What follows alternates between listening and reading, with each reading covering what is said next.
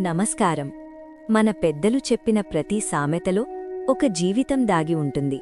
ఆ అనుభవాలను గుర్తుచేసే కార్యక్రమం సామెతలలో జీవితం. సామెతలలో జీవితానికి స్వాగతం. మన చిన్నప్పటి నుంచి వింటున్న ఒక గొప్ప సామెత ఇది. ఏ విత్తు వేస్తే అదే పంట వస్తుంది.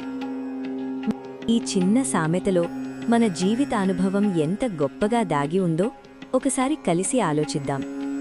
మన చిన్ననాట మన తాతయ్యలో, మన అమ్మమ్మలో, మన తల్లిదండ్రులో ఈ మాటను ఎన్నిసార్లు చెప్పారో గుర్తుందా? అప్పుడది ఒక సాధారణ సామెతలా అనిపించింది. కాని ఈరోజు వెనక్కి చూసుకుంటే అది జీవన సత్యమని తెలుస్తుంది. మనం చిన్ననాట్లో చేసిన కష్టం ఈరోజు మన కుటుంబంగా నిలిచింది. మన ప్రేమ ఈరోజు మన పిల్లలుగా పెరిగింది.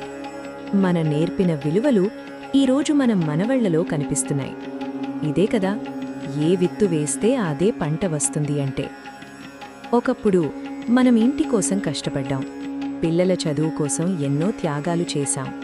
మన కోరికలను పక్కన పెట్టి కుటుంబాన్ని ముందుకు తీసుకెళ్లాం. అవి అన్నీ విత్తనాలే. ఈరోజు అవే మన జీవితపు పంటగా నిలిచాయి. జీవితం కూడా ఒక పొలం లాంటిదే. మన ఆలోచనలు విత్తనాలు, మన మాటలు విత్తనాలు, మన పనులు విత్తనాలు. కాలం వచ్చినప్పుడు అవే పంటగా మన ముందుకొస్తాయి.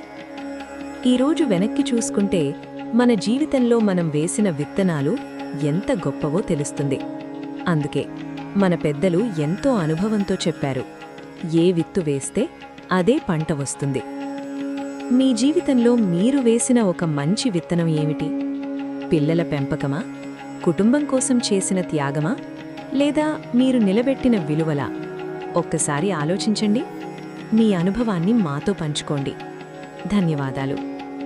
ఈరోజు మనం గుర్తు చేసుకున్న ఈ సామెత మీ జీవితంలో ఒక జ్ఞాపకాన్ని గుర్తు చేసిందని ఆశిస్తున్నాం. మరొక సామెతతో, మరొక అనుభవంతో మళ్ళీ కలుద్దాం.